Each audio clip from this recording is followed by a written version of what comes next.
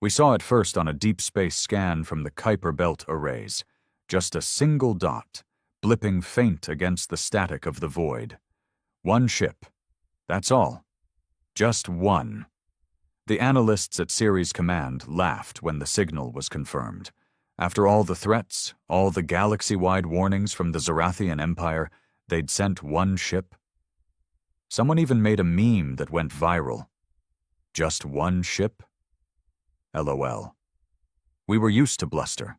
The Zarathians had been flexing their power across the outer systems, bullying backwater colonies and swatting down rebellion like flies. But Earth wasn't a backwater anymore. Not after the Sol Accord. Not with a united fleet, smart weapons, quantum shields, and 3 entire moons converted into war factories.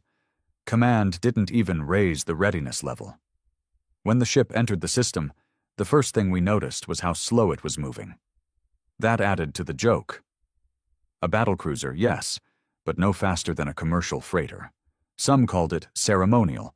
Others thought it was a diplomatic message, some sort of symbolic insult. It wasn't. The ship decelerated to a near halt just past Jupiter's orbit. That's when it turned its attention to us. Literally. Every sensor we had across the solar system went blind.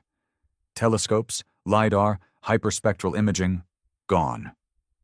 Shut off like someone had pulled a switch. Satellites burned out. Even deep mining colonies under Mars's surface lost communications. And then we started running diagnostics and realized it wasn't that we couldn't see the ship anymore. It was that the ship was looking at us, and somehow our machines chose to stop watching back. That's when the panic started. I was on the Lunar Citadel at the time, a defensive station built into the Mare Imbrium. My squad had trained for years to handle invasion scenarios, but no scenario said enemy sends one ship, then disables your entire tech infrastructure without firing a shot. People still tried to laugh it off. Maybe it's a bluff, my sergeant muttered, even as we all watched as Earth's upper orbit began to shimmer with distortion. 1 hour after the ship arrived, Earth's weather changed. Not like storms or tsunamis. No, this was wrong. Clouds spun against the planet's rotation.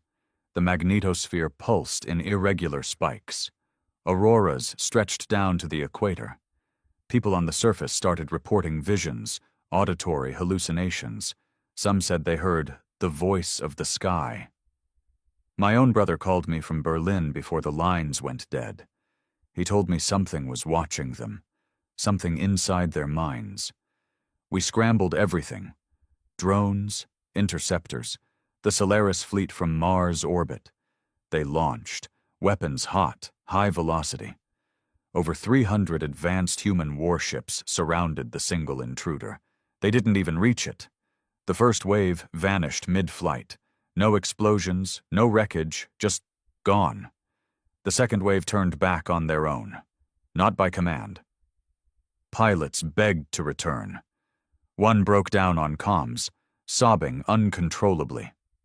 "It showed me my death," she kept repeating over and over. "It showed me everything I will ever be, and how none of it matters." Command was still trying to figure it out, whether it was psionics or some tech far beyond anything we understood, when the Citadel's power systems began fluctuating. I watched a senior engineer rip open a control panel with his bare hands and smash the fusion relay with a wrench. When we stopped him, he screamed, "It's in the grid! It's learning us!" And then the voice came, not over comms, not through speakers, in our heads. Humanity. We came with mercy. We offered silence. You chose to speak. Now listen. That's when we realized this wasn't war. This was a judgment. That's also when the order came.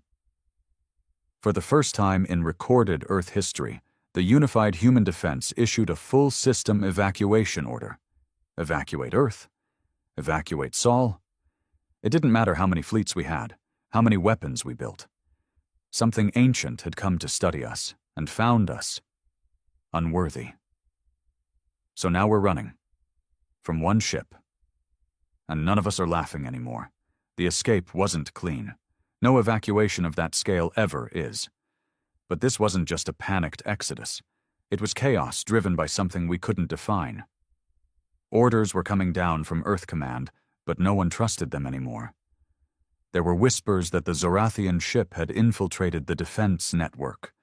Some said the fleet commanders were compromised, others that they'd gone completely silent because of it. I didn't need rumors. I had eyes.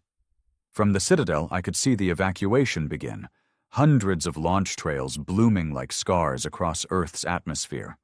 Transports, freighters, shuttles, anything that could fly. No formation, no clearance, just raw, blind escape. Even the private megaships built for the corporate elite broke protocol and bolted like rats. The rich didn't wait for permission. The skies over Earth lit up like a fireworks show in reverse. And then they started failing. One by one. Not from fire, not from impact, but something else. Something subtle. Some ships just lost thrust mid-flight and fell back to the surface like stones. Others froze, mid-escape, their lights flickering before they turned dark. A few just exploded, not from outside, but from within, as if some core calculation had gone wrong at the worst possible time. I watched it happen. All of it. We all did. Helpless. I was still on the moon when my mother's ship lifted off from Nairobi Spaceport. She was on one of the civilian transports, an old hauler retrofitted to carry passengers. She was supposed to head for Titan, where safe zones had been declared. I tracked her launch manually, since nothing automatic worked anymore.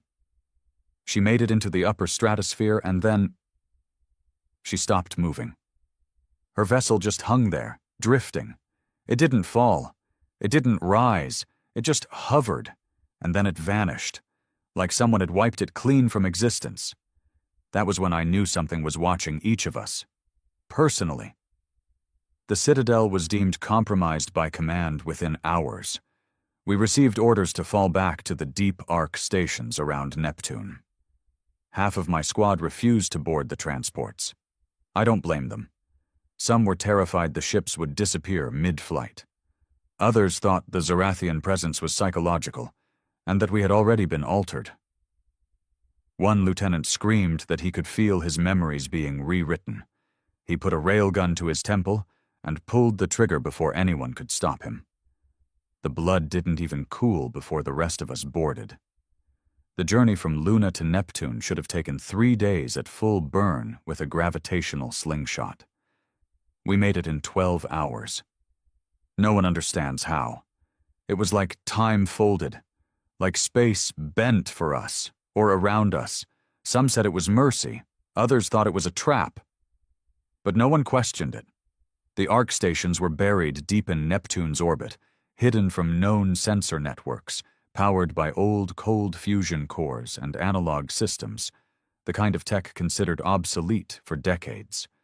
That made them perfect now, safe, invisible, unlinked. They couldn't be hacked, manipulated, or seen, not in the way the Zorathian entity had overtaken our network. That first night at Arc Station Perseus, I didn't sleep. None of us did. Something had followed us, not physically, no ship, no signal, just presence. We could all feel it, like pressure in the back of the skull, like a second heartbeat. One of the station engineers described it as standing in a dark room with your back to a hungry animal. You can't hear it breathe, he said, but your body knows it's behind you. Command tried to maintain order. Tried. They gave us assignments, drills, rotations, anything to keep the madness at bay. I was assigned to external scan recon, basically watching the black for signs of pursuit. Every day I logged the same thing. No ships, no heat signatures, no signs of life. And yet every day, more of us disappeared. It started with one crew member gone from quarters, then another. Then a whole wing of the station, 18 personnel, vanished overnight. No alerts, no doors opened, just gone. We reviewed every camera feed, every access log. There was nothing. Just static. Not digital distortion, literal static, like audio feedback where video should have been. The techs were baffled. We stopped asking after the third time. Then came the dreams. Vivid, terrifying, and shared. People started describing the same images. A burning sky, a great eye watching from behind a cracked moon, a voice, not words, but meaning, pouring into their skulls. Judgment, pain, truth. I had them too. In one dream, I stood in a field of bones that stretched across an entire planet, all human, all dead. Above me hung that Zorathian ship, massive, its hull alive with a strange, pulsing glow like it was feeding. I didn't scream. I didn't run. I just stood there, staring up as a single word formed in my mind. False. False what? Existence? Worth? Identity? I woke up with blood in my nose. We held out for a week. Then Command finally admitted it. This wasn't just an invasion. This wasn't just war. This was something worse. A species, maybe not even that. A force that didn't fight conventionally.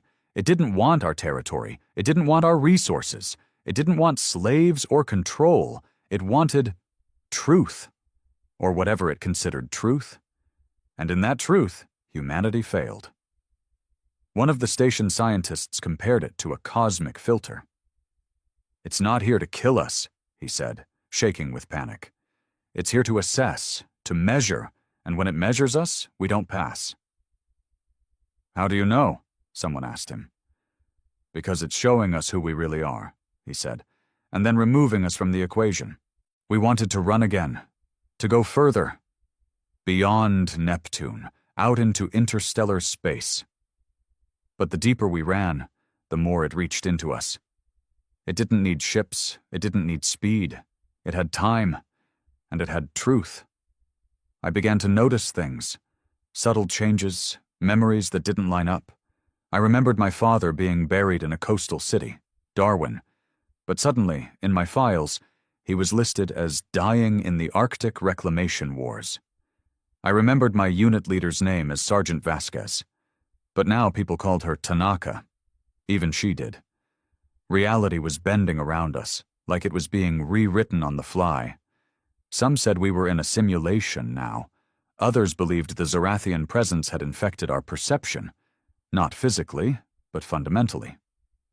If it can rewrite memory, someone said, what's to stop it from rewriting us? Eventually, one of the AI cores, the last functioning analog hybrid InSol, spoke. It had never been designed for independent speech. But it spoke. Humanity is being observed. Human potential calculated, error margin unacceptable. It repeated that over and over until we shut it down manually. Sparks flew. Something screamed through the speakers, not the AI, something else, something that didn't belong in the system. When we opened the core housing, there was no circuitry left, just ash, and the smell of something burnt but living. By the end of that week, we were down to a few hundred across 3 ARC stations. We were still the lucky ones. Earth was silent. Mars was presumed lost. The Europa colonies had stopped transmitting. Titan held on longest. Its atmosphere and deep core bunkers gave it an edge. But then the feed went black. Not interrupted, not destroyed, just erased, like it had never existed. People started whispering a name, not official, not scientific, just what the survivors began calling it. The mirror. Because whatever it was, this ship, this force, this mind, it didn't conquer. It reflected us, back at ourselves.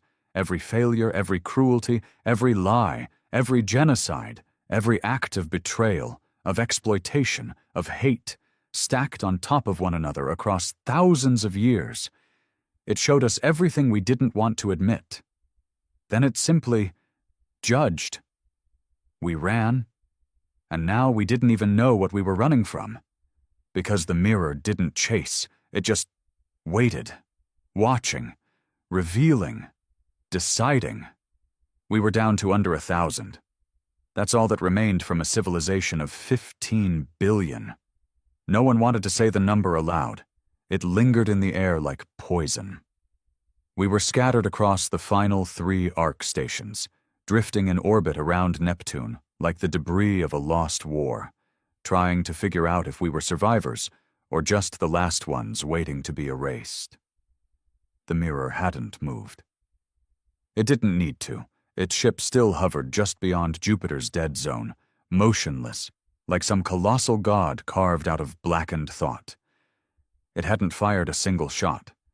It hadn't transmitted anything else since its initial judgment. But its presence, it was worse than any weapon. We didn't know if it was alive in any way we could understand, or if it was even a ship. The word felt childish now. This thing, it wasn't just a vehicle. It was a mind, a presence. A mirror, yes, but more than that. It knew us. Not just collectively, but individually, personally. We had evidence. One of our intelligence officers, Leon Harper, began losing time. First a few seconds, then hours. She'd wake up in parts of the station she'd never visited, with no memory of how she got there. One day she walked into the command center, saluted like she was possessed, and said, "It's not trying to kill us. It's waiting for us to ask the right question." Then she collapsed into a seizure. By the time medics reached her, her eyes had gone completely black. Not blind.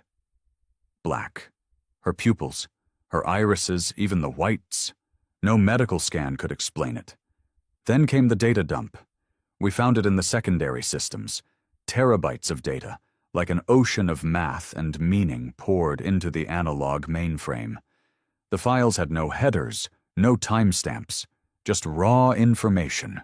Equations that folded in on themselves, language loops, images that defied logic, black stars bleeding light, cities made of screaming glass, a single human face duplicated 1,000,000 times, each version smiling in a slightly different way. It wasn't a message, it was a test. And somehow Harper had triggered it. Or perhaps she'd passed something, or at least not failed completely. That's when the vote happened. It wasn't a government decision. There were no governments left. Just remnants, scientists, soldiers, engineers, survivors. Each station sent a representative, and I was chosen from Perseus Arc. I didn't want it. I was just a recon officer, but they said I was stable, that I hadn't broken. They were wrong. I just hid it better. The vote wasn't whether we'd surrender. We knew by now surrender meant nothing. The mirror didn't want obedience. It wanted understanding. We voted to make contact, real contact. Not weapons, not threats, a message. An honest one.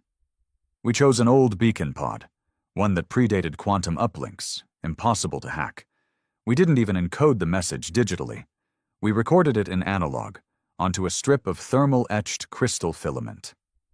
We sent a voice. Mine. To the entity observing humanity, this is Officer Elias Creed, speaking on behalf of those who remain. We acknowledge your presence. We acknowledge your power. We acknowledge the judgment you've made, whether in silence or in action. But we ask not in defiance and not in pride. Why? What have we done that cannot be undone? What truth have you found that demands erasure over evolution? Speak. Not so we can deny it, but so we can finally understand what you are and what you see in us. That was it. No demands, no pleas, just a question, just honesty. We loaded the pod into a missile tube and fired it toward Jupiter's orbit. It would arrive in 3 hours. We didn't expect a reply. We got one in 3 minutes. No signal, no message, just light. Every sensor across the ARC stations went dark as the stars themselves changed. Not blinked, changed. The constellations twisted like knots being pulled from outside the sky. It only lasted 6 seconds. Then everything returned. Except now. There was a second ship. Identical. Perfectly still. floating just beside the first. That's when people started screaming, not because of the second ship, but because of what it looked like. It wasn't alien, it wasn't Zorathian, it was human. Or rather, it looked like one of ours. Same design, same materials, down to the microscopic signature. But it was bigger, more advanced. Impossible by any measure of our engineering. It was our ship, but from no era we had ever lived. One of the scientists said it was as if the mirror had taken the idea of a human warship, our strongest, most capable vessel, and then perfected it through our own flaws, a vision of what we could have become had we made every right choice. That's when it spoke, through my voice, not recorded. Live. Every speaker in every ARC station came alive at once, echoing my voice, but changed, deeper, layered, as though someone had taken me and twisted the soul underneath. This is Elias Creed. You have asked. Now listen. You are a species of infinite potential and finite vision. You built tools to protect yourselves, then used them to conquer each other. You mastered knowledge and used it to lie. You created beauty and buried it beneath greed. You reached the stars not as explorers, but as orphans of your own conscience. You look outward to escape inward rot. It paused. We could feel the pause, like the mirror wanted us to absorb every syllable. Then it continued. Judgment is not punishment. It is not war. It is weighing. You asked why? Because you failed your own reflection. The message ended. The lights didn't flicker. The station didn't shake. No ships exploded. Nothing burned. But something in all of us broke. There were riots that night in Ark Minerva. 14 dead. A medic crushed his own skull with a wrench. One of the physicists opened an airlock manually and floated into space without a suit, tears freezing on her cheeks. Me? I sat in the dark of the observation deck, and I stared at the two ships, the alien and the us that could have been. That was the real punishment, I realized. Not death, not erasure, comparison. The mirror wasn't a destroyer. It was a teacher. But the lesson was agony. We thought we were special. We thought our violence, our ambition, our beauty, our struggle, they were part of some grand ascent. But all along, we were just failing the test, over and over, and now the universe had stopped waiting for us to pass. It had simply shown us the key, then dropped it, and walked away. The final broadcast came 12 hours later, from Earth. No one had transmitted from Earth in weeks. No signals, no pings, nothing. But suddenly, every channel flared to life. Every screen, every comm, every station. It was a child, maybe 6 years old. She was standing in a field of ash, holding a stuffed bear. The sky behind her was dark, twisted, cracked open like something massive had passed through it. She looked at the camera. She spoke only one word. Try. No one slept after the broadcast. We replayed it 1,000 times, slowed it down, analyzed the pixels, the sound, the background radiation. It wasn't a trick. It wasn't a deepfake. It wasn't a trap. It was real. A little girl, no older than 6, standing in the ruin of our world, saying one word. Try. We argued over its meaning like it was divine scripture. What did she mean? Was it permission? A challenge? A mercy? Or a warning?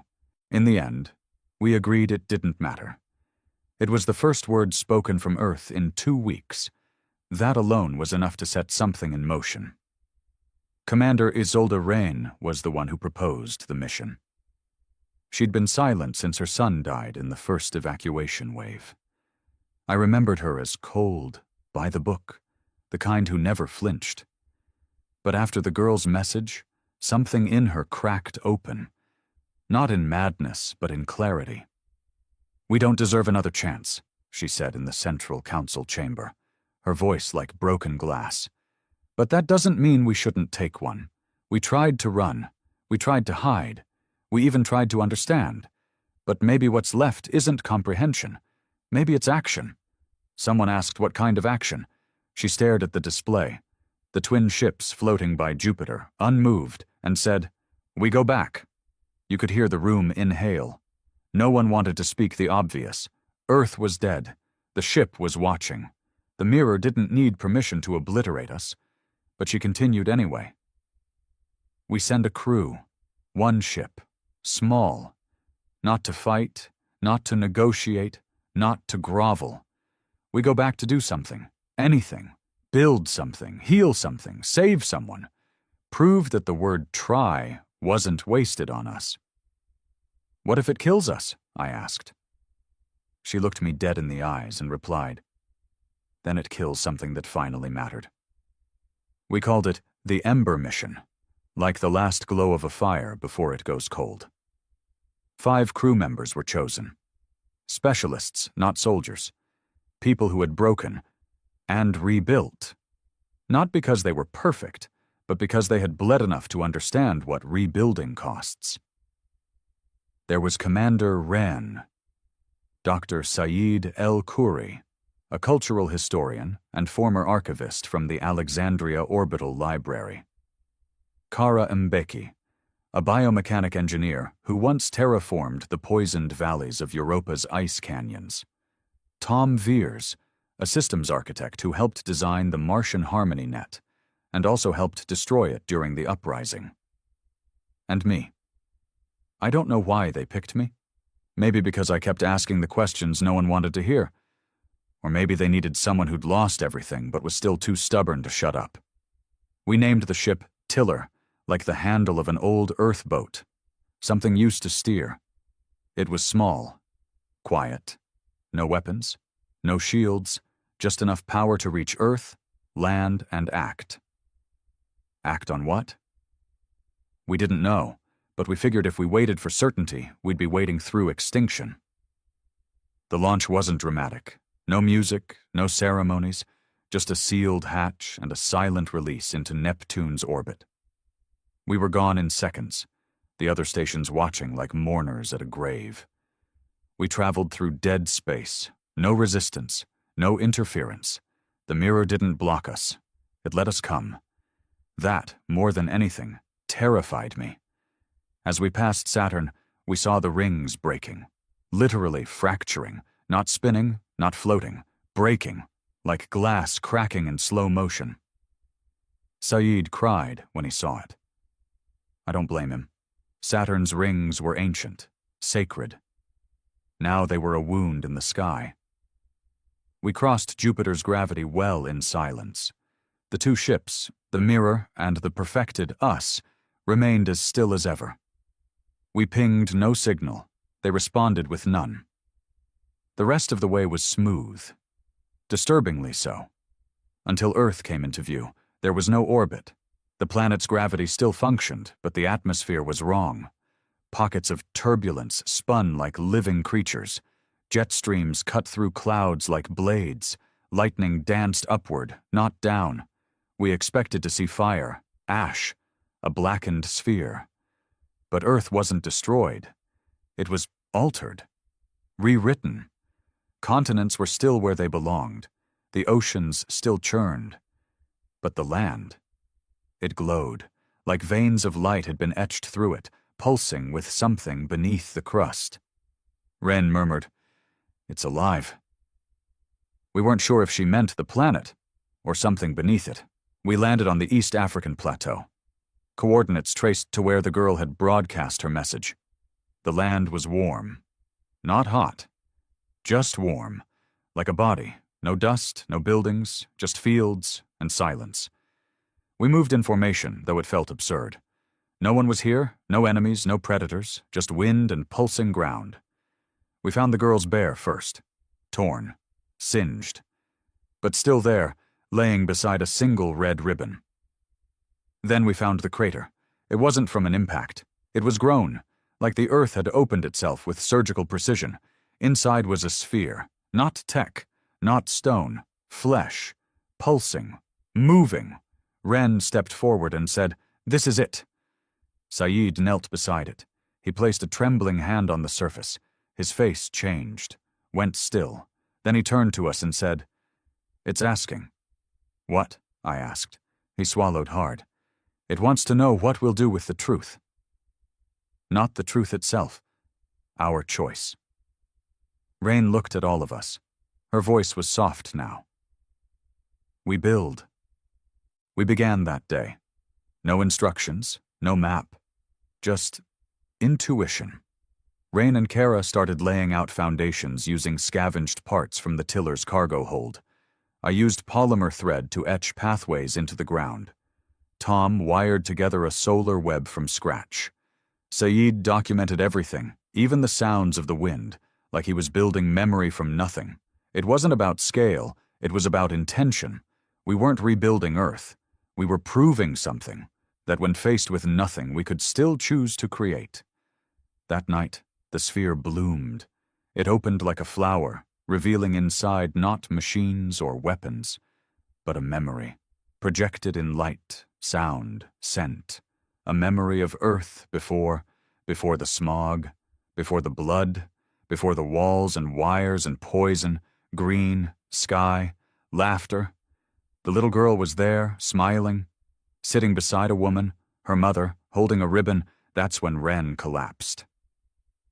She recognized the woman. It was her. That girl had been Ren's granddaughter. The broadcast hadn't come from Earth's ruins. It had come from her family's last stand. That's why she'd said try, because she'd seen the mirror, and somehow it had seen her back. It had spared her memory. Given us one seed. To plant, to see if we could grow again. We stayed. Not because we had to, but because we finally understood. The mirror wasn't watching to judge anymore. It was watching to witness, to see what we'd do, not when we were powerful, but when we were broken, when we had no empire, no armies, just choice. Rien died 6 months later. We buried her beside the girl's ribbon. The grave was marked with one word. Tried. The sphere pulsed for 3 days after, and then the second ship, the perfect one, blinked out of existence, not destroyed, dismissed. The mirror had stopped comparing, and, for now, it was still watching. The first ship arrived 47 days after we landed. Not from the stars, but from orbit. We were finishing the east segment of the solar lattice, a half-dozen reflective plates meant to power irrigation nodes, when we saw the shadow cross the sky. A shuttle, small, scarred, burnt from radiation. Not ours, not Tiller. Cora was the first to spot it. Her eyes tracked the vessel silently as it descended in a slow, uneven spiral. Not graceful, not coordinated. Desperate. It crash-landed just north of our settlement, if you could even call it that. At that point, we were barely a network of solar webbing, hollow frame shelters, and nutrient pillars growing recycled protein moss. But it was ours. And now, someone else had come. We ran to the crash site with supplies, medkits, everything we had. Whatever fear we once had of outsiders had been buried under weeks of silence and soil. We weren't soldiers anymore. We were builders. The shuttle had torn into the crust, carving a trench of melted ground and uprooted glass-like soil. The heat shimmered off its broken hull, warping the air around it. 3 survivors crawled out. And they weren't like us. Their faces were gaunt, eyes hollow, their suits patched with strips of non-standard material. One of them had a severed arm, cauterized with a makeshift plasma torch. Another was barefoot, skin blackened from radiation burns. They looked at us like we were ghosts or gods. And then one of them fell to his knees and wept. Not in pain, but in relief. Their names were Danil, Vera, and Mercer. They had come from an old outer rim mining colony called Kepler Bastion, a place we thought had been abandoned years ago. Turns out they'd held on, just barely. The mirror hadn't destroyed them. It had ignored them. Left them in limbo, stuck in failing life domes, recycling air that couldn't be cleaned and eating fungus grown in rusted tanks. They'd seen the message. The child. And like us, they'd taken it as a sign. A challenge. So they came. Vera couldn't speak at first. She'd lost her tongue in a self-inflicted accident trying to purify water using radiation. Her left arm was gone from the elbow down, but her eyes, they never stopped moving. Watching. Absorbing. We brought them in, fed them, treated their wounds, let them rest. But we knew it couldn't stay simple, because we saw it in Danil's stare. He wasn't here just to build. He was calculating. It started with questions. What kind of energy output does the solar net give? How deep does the nutrient pillar reach? Have you tried modifying the pulse core for weapon applications? We answered honestly, thinking it was curiosity, until he said, "You know we could claim this entire zone, right? There's no jurisdiction left, no Earth Council, no Martian protectorate. You could lead the new age, reclaim this world." Ren would have slapped him for even suggesting it, but Ren was gone, and I wasn't sure I had her steal. Kara said nothing. She simply turned and walked away. Saeed muttered, "The disease is back." He was right. Even at the edge of extinction, when we had been shown the worst of ourselves, some still believed survival meant domination. The mirror hadn't needed to destroy us. We were doing it ourselves. Again. 2 days later, Daniel and Mercer began modifying the shuttle's fusion relay. "Just as backup," Daniel said. "In case the mirror changes its mind. You people are too passive." Passive. That was the word he used. As if restraint were cowardice. As if mercy were weakness. I pulled Kara aside that night. We spoke in hushed tones under the humming wind towers. "They're going to turn this place into a claim," she said, "like a stake in an old gold rush, and once others hear about it, they'll come," I finished. "Not to build. To own." We thought of banning Danil and his crew, forcing them off, but the land wouldn't allow it. The mirror had let them land. That meant it had allowed them. To reject them would be a contradiction. We were here to rebuild. Even if we had to rebuild beside the very sickness we once carried. Then came the second arrival. And this one wasn't human. At first, we thought it was the mirror ship, that it had moved. That judgment had returned. But it wasn't. It was Zorathian. A single vessel. Small. Scarred from battles far beyond this system. Its hull bore the marks of desperation, not conquest. It drifted in low orbit for 2 days before transmitting a signal. Translated, permission to land. We come unarmed. We didn't respond. Because we didn't need to. The mirror had heard. And it allowed them. When they landed, even Danil shut up. The Zorathians had changed.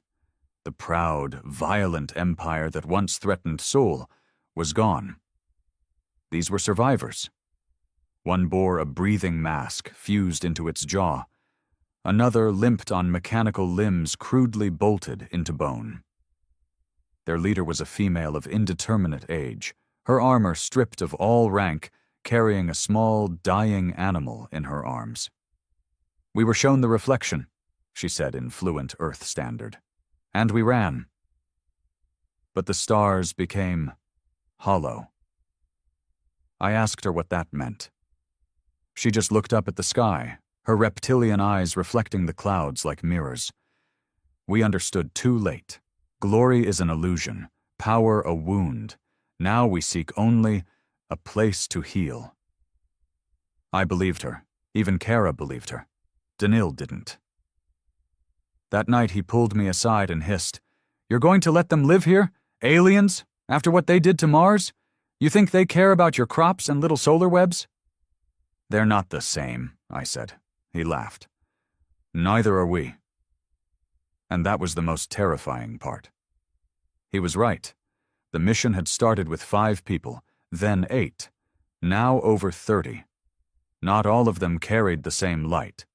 The mirror had said, try. It had not said how. It had not said together. It had not said peace. The next day, Vera disappeared.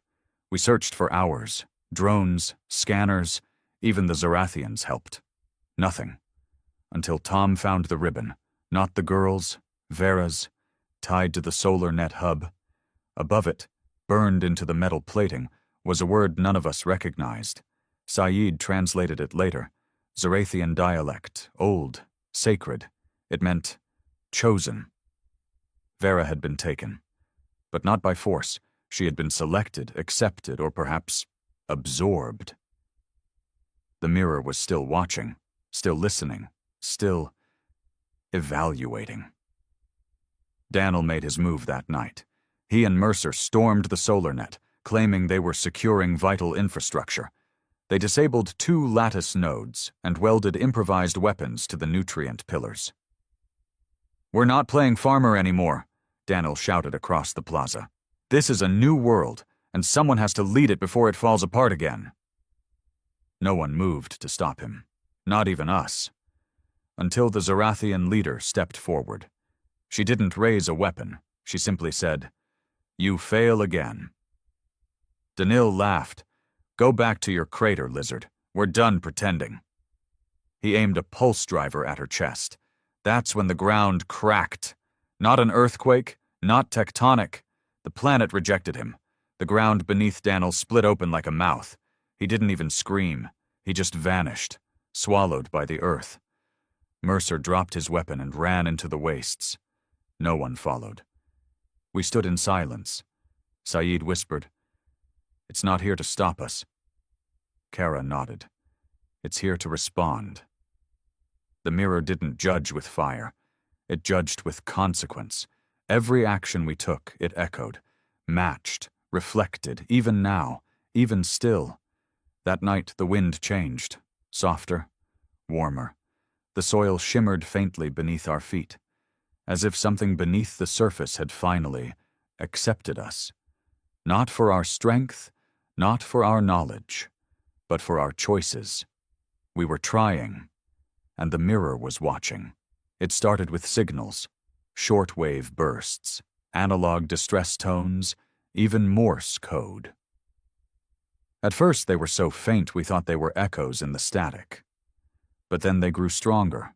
Ships were coming, from all directions, freighters, civilian transports, lifeboats with patched hulls and scavenged cores. Some limped into orbit on fumes and fire. Others coasted on inertia, their engines long dead. But one thing was clear. Humanity was still alive, and it was coming home. The mirror didn't stop them, which meant only one thing. It wanted to see what we would do next. We did what we knew how to do. We welcomed them. Over the next 16 days, more than 83 vessels arrived. Most carried no more than a dozen souls. Some were packed beyond design. Desperate people, sick, starving, scared. Many had no idea Earth was even still there, let alone that anyone had returned. They'd followed rumors, static bursts of the word try, and a dream of the girl with the ribbon. The Tiller settlement, once a fragile web of solar panels and nutrient towers, became a camp, then a colony, then a city. We had to expand quickly. Kara led the infrastructure build. Saeed drafted a communal charter. Tom handled digital stabilization to integrate the arriving tech. I helped with mediation, sorting disputes, guiding groups, soothing panic. But it wasn't long before the cracks started showing. People didn't arrive as blank slates. They came with beliefs, fears, baggage, and more dangerously, ideas. The first faction formed by Day 20. They called themselves the Keepers. Their founder, an ex-diplomat named Layla Rune, was soft-spoken, graceful, and absolutely certain. She believed the mirror was not an entity, but a test designed by something higher, a divine mechanism, an angelic force. She began preaching daily at dawn, reciting verses from a holy book she claimed had been rewritten the moment she stepped back on Earth.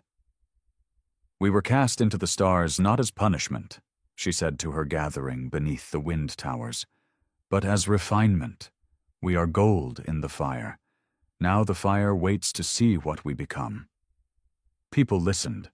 She offered certainty, order, redemption through faith, and after what we'd all seen, faith was tempting. Then came the second group. The architects, pragmatists, engineers, ex-military. They didn't care about divine judgment. They saw Earth's rebirth as an opportunity, a fresh start, a reset. Under their leadership, things could be better, more efficient. They argued for strong borders, centralized command, a curated population policy. "Hope without control is chaos," their spokesman said, "and chaos is how we fell the first time." They weren't villains, not at first. They helped build. They reinforced the solar lattice, deployed drones, mapped the terrain. But their vision? It didn't include everyone, especially not the Zorathians, or the sick, or the mentally unstable. They wanted Earth pure, curated, perfected, like the ship the mirror had once shown us, a future without weakness, and that scared me more than Daniel ever did. By day 40, 5 new factions had emerged: the Keepers, the Architects, the Flameborn, an extremist offshoot of the Keepers who believed only through pain and sacrifice could humanity be reborn, the Freegrounds, scavengers, runners, loosely organized into mobile bands who refused any governance, and us, the Ember Corps, as people started calling us, the originals, the builders. We didn't name ourselves. We didn't want to. But now we were a symbol. Proof that trying was possible, that peace, however fragile, could exist. And with every new arrival, the balance shifted. Tensions rose. People began choosing sides, even among our own. Saeed, once calm and measured, began leaning toward the Keepers. "They see the spiritual weight of this," he told me one night by the nutrient field. "We've been shown a reflection of our sins. This is not just rebuilding, it's repentance." "But they're building altars," I said, "not homes." He didn't answer. Kara had started working more with the architects. Not ideologically, but practically. Their efficiency appealed to her. Their designs were sleek, fast, reliable. But I saw the look in her eyes when they talked about screening the new arrivals. She didn't agree, but she didn't argue either, not yet. The tipping point came on day 62. A shuttle arrived carrying survivors from Callisto's northern arc. Among them was a woman named Mila Yen, brilliant, charismatic, ruthless. She had once been a governor of an independent research colony. Now she claimed to lead the conquered, a self-declared government of post-Earth humanity. They'd heard the signal, seen the judgment, and in her words, "We survived the mirror's gaze. Now we must shape the reflection it sees." Her plan? A planetary charter, with her at the center. She proposed a council composed of selected leaders from each recognized faction. 5 votes, 1 law, structured immigration, defense protocols, order. On the surface, it was reasonable, necessary even, but I felt it in my bones. This wasn't peace. It was consolidation. She wanted Earth not as a home, but a throne. The vote was scheduled for day 70, not for the charter, for the mirror's answer. You see, the Keepers had built something, a shrine. Not a religious one, not entirely. It was more like a transmitter. They believed the mirror still listened, still responded. So they composed a message. And they wanted every faction to vote whether or not to send it. I remember the message clearly. "We see now, we suffer not as punishment but as reminder. We have returned not in conquest but in contrition. We offer our will, our blood, our breath. Judge us again." It wasn't wrong, but it felt hollow, like we were asking to be erased with prettier words. The keepers said it was humility. The architects said it was weakness. The conquered said it was unnecessary. They had moved beyond messages. And we, the Ember Corps, we abstained, because we believed it wasn't about what we said anymore. It was what we did. The vote passed, 3-1. Message sent, no reply. Not right away. But that night, the sky changed again. The stars spun. Not visibly, but subtly, like someone had reached into the fabric of space and adjusted the lens. And then the mirror ship moved, only an inch, maybe less. But it moved. And suddenly everyone realized the test wasn't over. The judgment had not ended. It had only been paused, waiting. For what? No one knew. But now the factions weren't just arguing, they were preparing. We called an emergency assembly. For the first time, all faction leaders sat at the same table. Keepers, architects, conquered, flameborn, free grounds, and us. I remember what I said. I didn't plan it. It just spilled out. We are building again. That's good. But we are also dividing again. That's familiar. The mirror didn't judge our weakness. It judged our choices. So the question is, when we're faced with fear, will we choose unity or comfort? Will we try together? Silence followed. Then Layla Rune stood. She smiled and walked out. Then the architects followed. The conquered stayed longest, but eventually even Mila Yen rose. You speak with heart, she said, but not with power, and power will shape what comes next. She left. Only the Ember Corps remained, and the Zarathians. That night, the mirror ship spoke, not in voice, not in light, but in vision. Each of us, every human who had landed, every Zarathian, even the free grounds, dreamed the same dream. A tree, so tall it scraped the stars, its roots stretched across Earth, but its branches were on fire. Above it, a mirror hovered, not reflecting the world, but what could be. And a voice, distant and soft, whispered, the choice was never survival.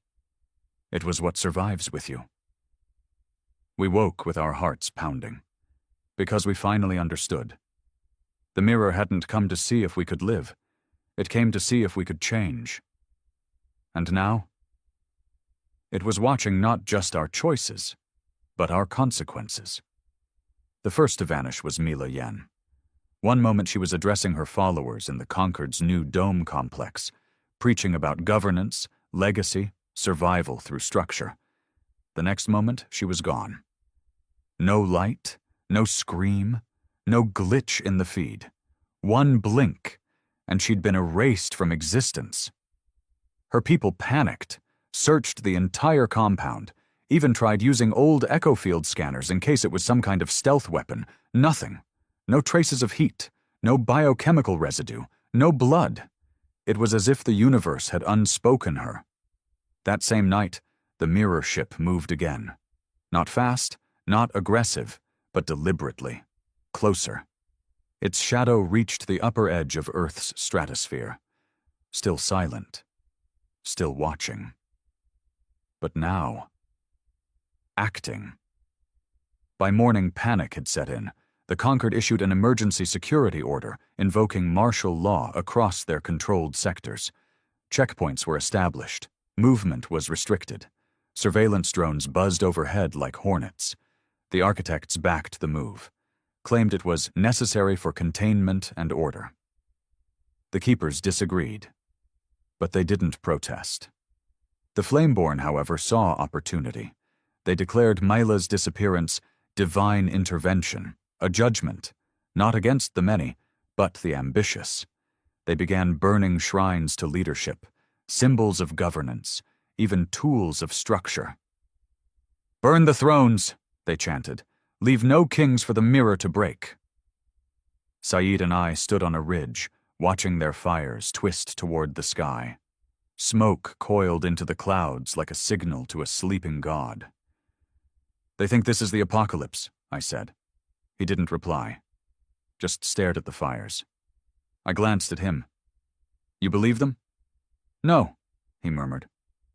But I believe something ancient is watching to see how close we'll come. Then the dreams changed, the shared ones. It began 2 days after Mila's vanishing. First Kara, then Thomas, then 2 Zarathians, then me. We started dreaming of ourselves. Not metaphor, not symbols, literal perfect versions of our lives. Only they weren't our memories. They were alternates, lives we could have lived.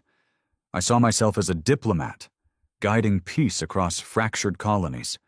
I saw another version where I stayed on Earth, married, with a daughter who had my eyes.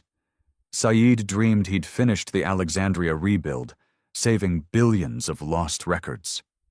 Kara saw a future where she'd cured planetary soil rot on Ganymede, saving a food crisis. Each dream ended the same way. A mirror. And behind it, a version of us, reaching out, but never quite touching. Some couldn't handle it. 3 members of the Free Grounds walked into the ocean and never returned. A keeper named Yarrow went blind, by choice, scratching out his own eyes and whispering, "If we see too much, we stop being." Even the Zarathians were shaken. Their leader, Kavana, confessed during a joint circle. It is not guilt. It is grief. Grief for what we now know we could have been. And that's when the mirror finally spoke. Openly, clearly, to all of us, at once. There was no transmission, no broadcast, no signal, just presence. It fell like gravity, pulled into the back of our minds, and a voice, so vast it didn't echo in the air, but inside our memories, spoke a single phrase. Begin the unveiling. That's what it called it, the unveiling. And then the truths began. The first truth was the Concord archive. Encrypted, private, invisible to everyone but mirror-aligned tech. And yet, overnight, it displayed itself on every screen across the settlement. Every lie, every manipulation, every secret deal, every resource hoarding, every quiet purge they'd prepared for population control. Names, dates, locations, even planned eliminations. People rioted. The Concord collapsed in 4 hours.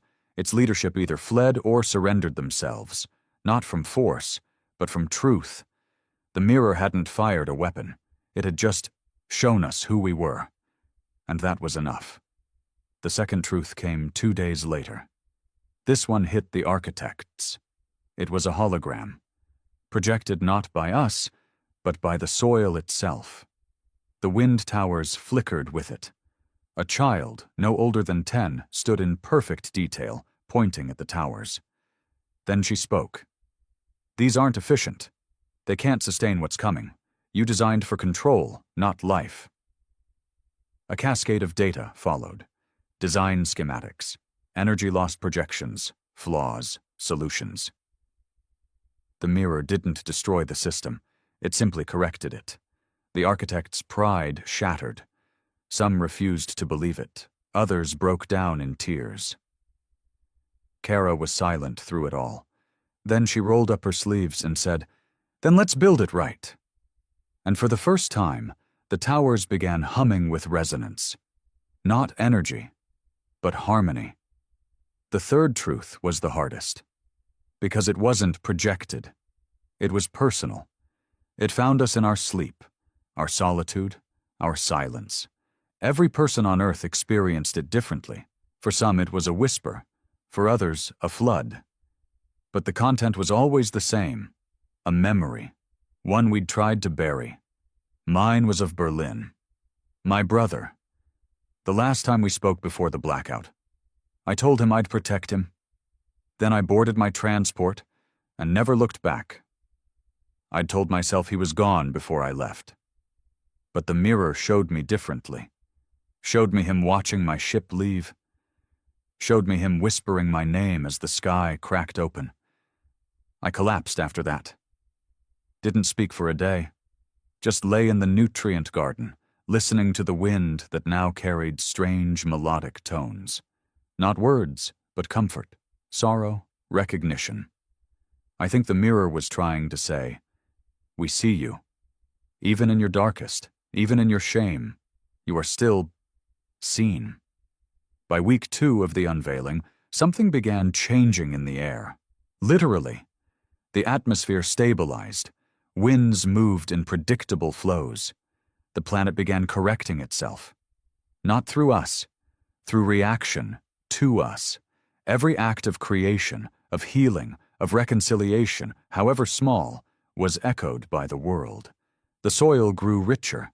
The sun's rays shifted frequency, reducing radiation. Animals, real ones, began to emerge from the depths. Earth was responding.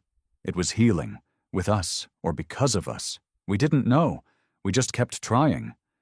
But not all truths were shared willingly. Some resisted. A group of Flameborn stormed a keeper sanctuary, accusing them of betrayal, saying their rituals had provoked the mirror's judgment. It escalated into violence. 2 died. The mirror responded within minutes. The flames they carried turned on them. Their weapons overheated. Their tents caught fire without heat. No one was hurt after that, but a single word appeared in the ash. Consequences. No preaching, no warning, just reflection. Always reflection. We finally understood the mirror's method. It wasn't about control, it was about choice and consequence, replayed not as punishment, but as proof of what we were and what we could be. Saeed left one morning. No fanfare, no goodbye, just a note carved into stone outside the garden. The mirror does not want worship, it wants honesty. So I go into the wilds, to see what truths I can still find in myself. I still miss him, but I understand. Some truths can't be seen in the crowd, only in solitude. As the sun set on day 100 since the Ember mission landed, we gathered. Not by order, not by ritual, just because. Over 200 humans, 17 Zorathians, and something else. The girl, the one from the ribbon. She stepped forward from the crowd. Not a dream, not a projection. A real child, alive, breathing, silent. She looked at us, smiled, and then pointed to the sky. The mirror ship had moved. It was leaving, slowly, rising. Its twin, the perfect us, remained, glowing faintly. We watched in silence. No music, no speeches, just the sound of wind, alive with melody. The girl turned back to us and whispered her second word. The girl said, "Begin." And just like that, the mirror left. No burst of light, no flash of propulsion. It simply drifted upward, silently folding itself into the velvet black of space like a thought disappearing from the mind. We stood in its wake like people at the end of a funeral, not grieving a death, but standing at the quiet edge of what used to be fear. The kind of fear that comes when you think someone is always watching, judging, measuring. And now that watcher was gone. Not because we had convinced it, not because we had defeated it, but because we had chosen something different, and it had believed us. Not believed our words, but our actions. And now we had to live, without the judgment. That was somehow scarier. The mirror had left behind only one thing. The second ship. The one shaped like our own technology, only perfected. It hovered quietly in low orbit, still and quiet, like a monument. Or a gift. No one dared approach it. It was like trying to touch the idea of what we could be. We didn't know what was inside. Some thought it held answers. Others feared it held a final test. So we let it remain. Floating. Watching without eyes. Silent without threat. Like a reminder. We called the new beginning Solstice 1. A name born from both history and hope. The longest night giving way to light. We built, but not to expand. We planted, but not to conquer. We explored, but not to claim. Kara led the expansion of the living sectors. Her new designs harmonized with the planet's rhythms. She said she could hear the soil now, and I believed her. Crops that hadn't grown in 100 years were sprouting from enriched earth. Trees regenerated across once dead plains, bending slightly toward solar arrays, like they were reaching out to thank us. Tom turned the old defense satellites into communication hubs. He said, "If we're going to make it, everyone should see the same sky." And so they did. A child born in the rebuilt Cairo Ark could speak to a scavenger girl in the ruins of Ontario. No codes, no ranks, just connection.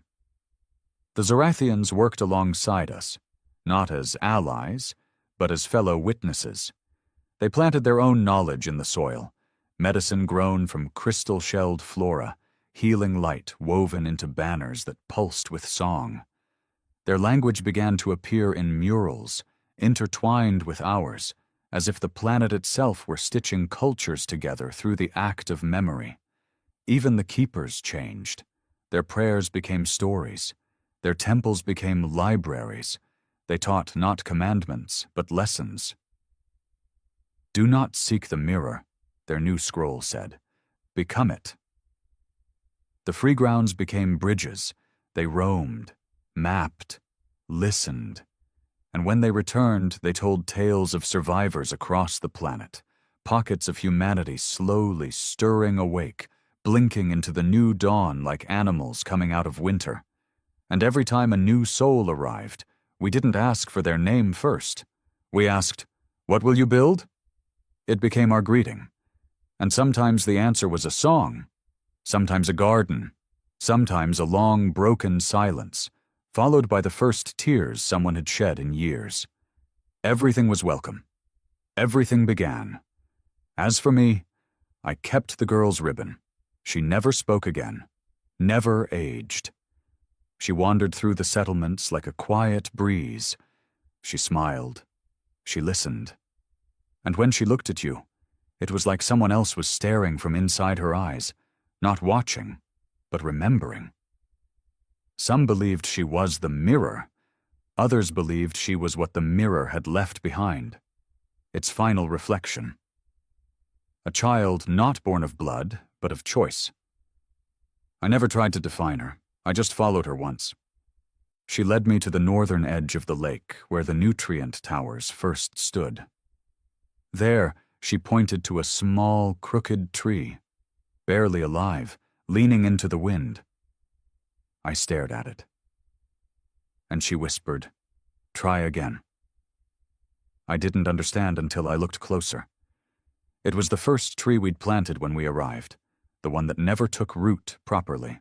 We'd assumed it had died, but it hadn't. It had twisted, shifted, adapted. Its bark was cracked, its limbs thin, but its roots had held. It had survived. By changing. And then I understood. The mirror hadn't just shown us what we'd done, it had shown us what we could endure and still choose to try. A year passed, then another. We stopped counting days and started naming seasons. The rains that came with the east wind, the bloom time when the sky turned copper for 3 days, the long dusk when the sun slowed on the horizon, painting everything in gold. We told our children these names, and they told theirs. And somewhere along the way, we stopped being afraid, not because we forgot the judgment, but because we earned its absence. We lived as if watched, not in fear, but in pride. Like dancers on a stage where the audience had already left, but the show still mattered, because we finally danced for ourselves. Then one morning the perfect ship was gone. Not destroyed, not taken, just absent. Vanished from orbit, no trace, no echo, not a single soul saw it leave. But we didn't panic. We didn't fall apart, because this time we understood. It had waited, watched, measured, and finally, quietly, it had decided we were enough, not perfect, but enough to begin. I still wake sometimes with the dreams. Not warnings, not horrors, just possibilities. Me in another life, holding a child I never had, building a tower in a city that never fell, laughing with friends who never died. The dreams are soft now, kind. And I wake up smiling, because I no longer chase what could have been. I build with what is, with the living, with the trying, with the small, the broken, the hopeful. That is the human gift. Not to conquer, not to know all, but to try again, even after we should have been erased, even after the universe held up a mirror and found us wanting. We didn't look away. We didn't run. Not anymore. We reached back and built something. Even if it was just one tree, one garden, one child laughing in the wind. It was enough. It is enough. We were the species that should have died when the mirror came. But we did the one thing the galaxy hadn't expected. We reflected. And then we changed. Not completely, not perfectly, but with purpose. And when the mirror moved on, it left behind a world where the question was no longer, why are we the ones running, but instead, what will we build today?